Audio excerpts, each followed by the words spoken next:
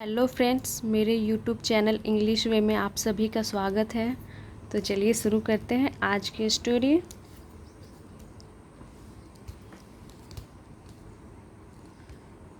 जिसका टाइटल है the trusting farmer. Trusting का मतलब हो गया भरोसेमंद, फार्मर यानी किसान, और इसे फार्मर पढ़ेंगे, फार्मर ऐसे नहीं, इसे पढ़ेंगे farmer.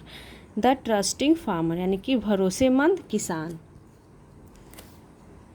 Once there lived a poor Brahmin farmer on the edge of a town. Once यानी एक बार, there lived यानी रहता था, a poor एक गरीब ब्राह्मण, ब्राह्मण यानी कि ब्राह्मण रहता था, एक गरीब ब्राह्मण रहता था। फार्मर यानी कि किसान, एक पुअर ब्राह्मण किसान रहता था। ऑन द एज, एज का मतलब होता है किनारा। On the edge of a town यानी कि शहर के किनारे एक गरीब ब्राह्मण फार्मर रहता था। यहाँ तक हो गया। No matter how hard he work he never had enough money. No matter यानी चाहे, हाउ हार्ड ही वर्क इसका मतलब होगा चाहे वह कितना भी हार्ड यानी कि मेहनत करता था, वर्क यानी करता था। ही नेवर हैड इनफ मनी यानी उसके पास, नेवर यानी कि कभी नहीं, इनफ का मतलब होगा पर्याप्त, मनी यानी पैसा, उसके पास कभी भी पर्याप्त पैसा नहीं था। यानी वो चाहे कितना भी मेहनत करता था, उसके पास पर्याप्त पैसा नहीं था। और ये हैड पोजीशन को दिखा रहा है। वन समर यानी कि एक गर्मी, इट वाज वेरी हॉट यानी कि एक समर यानी गर्मी की दिन होगी, इसीलिए लिखा गया one summer it was very hot यानी कि बहुत हॉट थी, बहुत गर्मी थी। द फार्मर यानी कि किसान, वाज टायर्ड किसान, द फार्मर यानी कि वह किसान, वाज टायर्ड यानी कि वाज था, टायर्ड यानी थक गया था, वह किसान थक गया था। और यहाँ पे द फार्मर का यूज किया गया है क्योंकि पहले ही फार्मर को इंट्रोड्यूस कर दिया गया है, इसीलिए द का यूज किया गया है कि उसी फार्मर की बात हो रही है। वाज टायर्ड यानी कि थक गया था। सो इसीलिए ही सैट डाउन यानी कि वह बैठ गया। टू रेस्ट यानी कि आराम करने के लिए। अंडर अ ट्री एक पेड़ के नीचे, तो अंडर प्रीपोजिशन हो गया, तो वो आराम करने के लिए एक पेड़ के नीचे बैठ गया। सेट डाउन बैठ गया, सिट की सेकेंड फॉर्म सेट होती है। ऑन हीज फार्म अपने खेत में, यानी कि वो थक गया तो अपने खेत में बैठ गया। तो समर का सीजन था और बहुत ही गर्मी थी, तो वो जो फार्मर था, ब्राह्मण पुअर फार्मर, तो वो थक गया तो पेड़ के नीचे बैठ गया रेस्ट करने के लिए। यहाँ तक हो गया।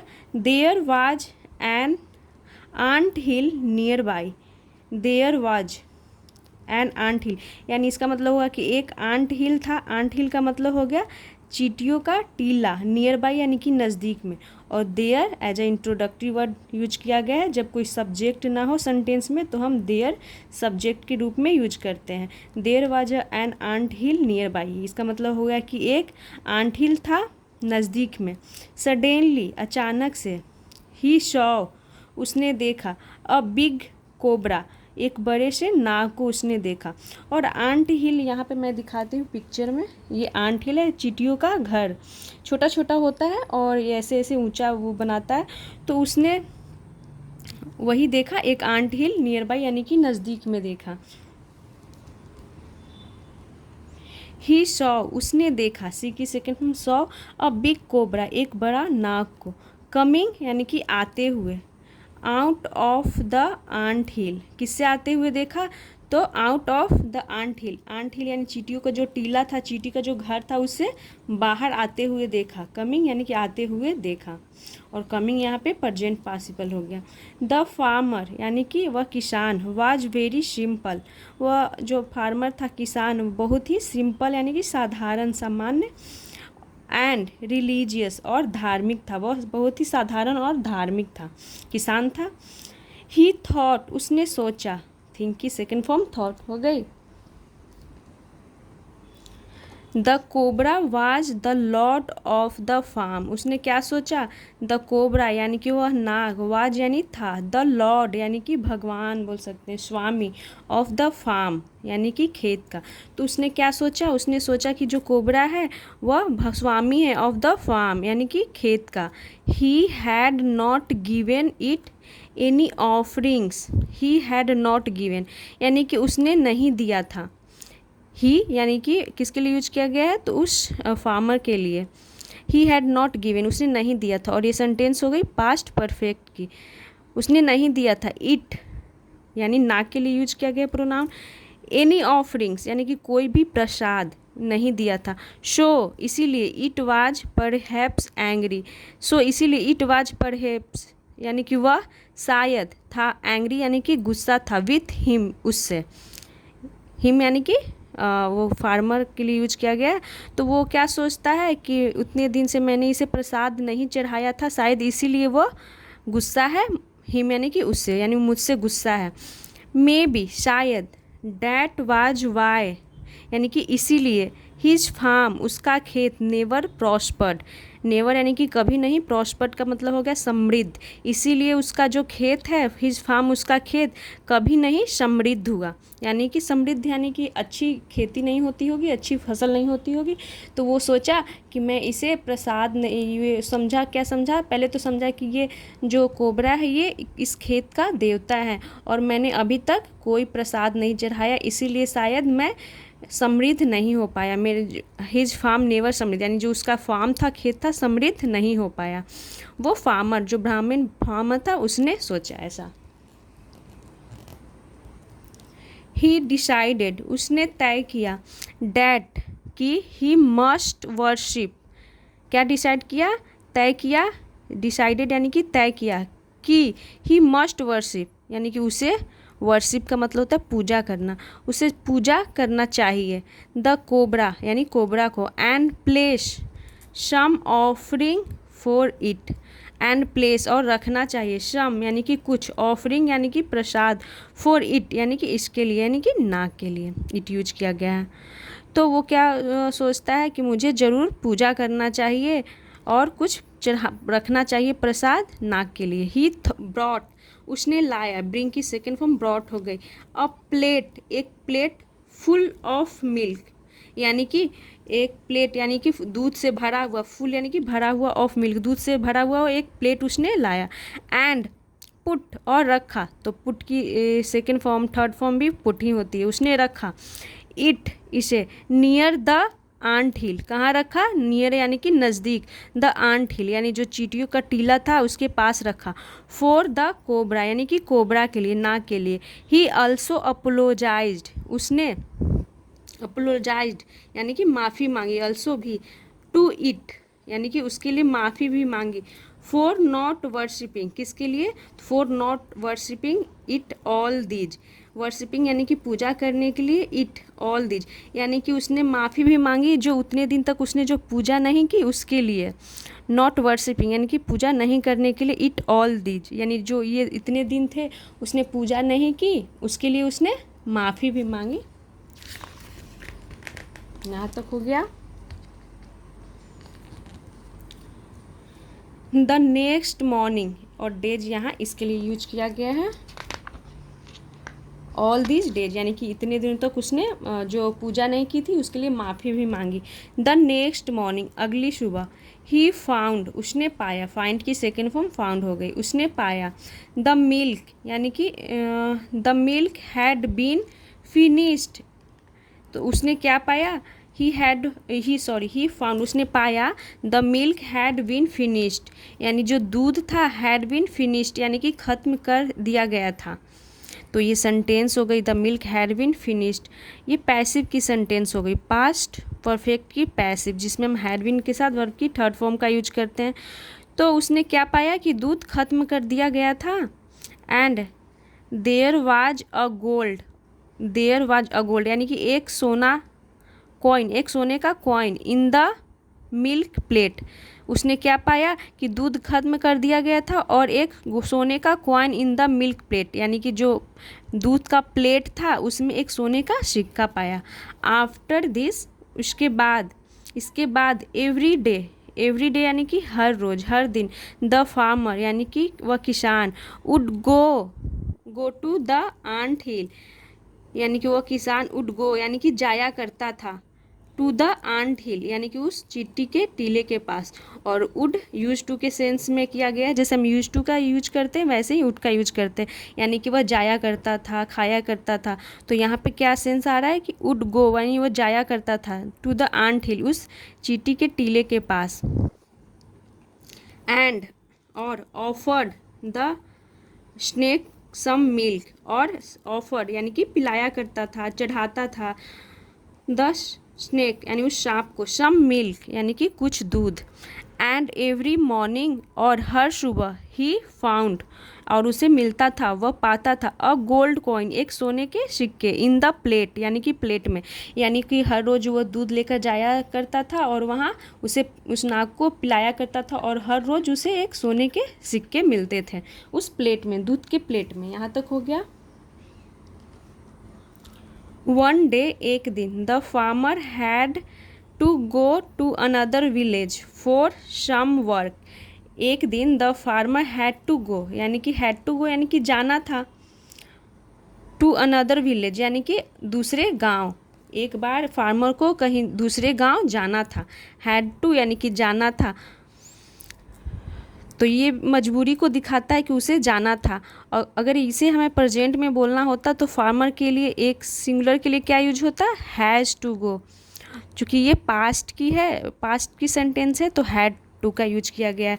The farmer had to go यानी कि किसान को जाना था, अनदर विलेज यानी दूसरे गांव, फॉर सम वर्क कुछ काम के लिए, ही would be away for a few days, he would be away यानी कि वह अवे दूर रहेगा, बी यानी कि होना रहना, ही वुड बी अवे यानी कि वह दूर रहेगा, फॉर यानी के लिए, अ फ्यू डेज यानी कुछ दिनों के लिए वह दूर रहेगा। सो इसीलिए, ही टोल्ड उसने कहा, हिज सन अपने बेटे से, टू लुक आफ्टर का मतलब होगा कि देखभाल करने के लिए, लुक आफ्टर यानी देखभाल करना। तो उसने अपने बेटे से कहा टू लुक आफ्टर यानी कि देखभाल करने के लिए, द कोबरा यानी नाग को। तो देखभाल करने से क्या मतलब है कि मतलब उसे दूध देने के लिए, जैसे वो करता था वैसा करने के लिए बोला हुआ कि मैं जा रहा हूँ कुछ दिनों के लिए, तो तुम देखभाल करना उस नाग को। हिज सन उसका बेटा, टुक यानी लिया, टेक की सेकेंड फॉर्म टुक हो गई, अ प्लेट एक प्लेट लिया, ऑफ मिल्क दूध का एक प्लेट लिया, एज यूजुअल यानी कि हमेशा की तरह, टू द आंट हिल यानी कि उस आंट हिल के लिए, चींटियों का टीला के पास जो जाता था उस वहाँ के लिए, फॉर द कोबरा यहाँ लिखा हुआ भी है यानी कि कोबरा के लिए, नाग के लिए। नेक्स्ट मॉर्निंग यानी कि अगली सुबह,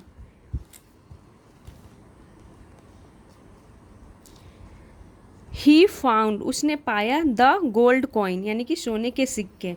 तो वो ले गया और अगले सुबह उसने पाया सोने के सिक्के, सोने का सिक्का।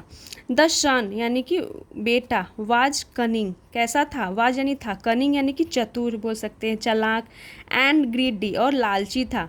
तो ये जो सेंटेंस है, ये सेंटेंस स्टेट ऑफ बीइंग की कहलाती है, जिसमें कोई एक्शन देखने को नहीं मिलता है, बस हम उस सब्जेक्ट की स्थिति अवस्था के बारे में बताते हैं।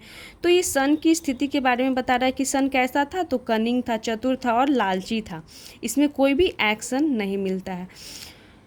तो सन वाज कनिंग एंड ग्रीडी, सन लालची और चतुर था। Unlike his father, unlike like मतलब होता है जैसे, अनलाइक यानी कि मतलब विपरीत बोल सकते, उल्टा।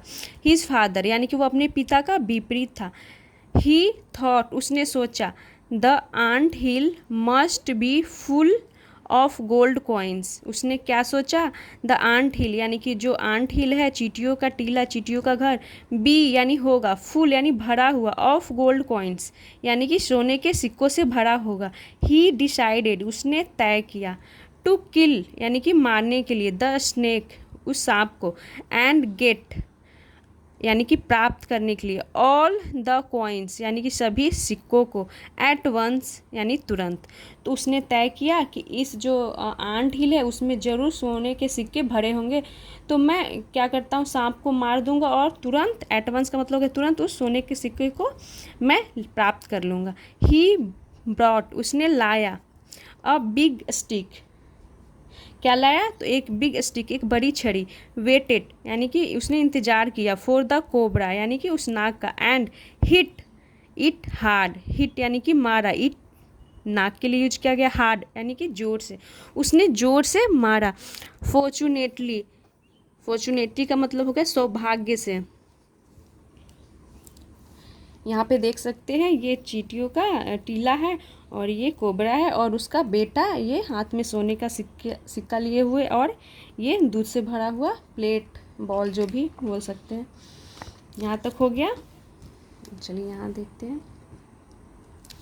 The cobra was only injured, the cobra यानी कि नाग, वाज ओनली इंजर्ड यानी कि वो केवल जख्मी हुआ, नॉट किल्ड यानी कि वो मरा नहीं, केवल जख्मी हुआ, बट लेकिन he was so angry that he bit the boy, इसका मतलब हो गया लेकिन ही वाज सो एंग्री, वह इतना गुस्सा हुआ कि ही बिट उसने काट लिया, तो बाइट की सेकेंड फॉर्म बिट हो गई, ही बिट उसने काट लिया, द बॉय उस लड़के को, the boy died on the spot यानी कि वो लड़का डाइड यानी मर गया, ऑन द स्पॉट यानी कि उसकी वहीं पर तत्काल मृत्यु हो गई, वहीं पे वो मर गया।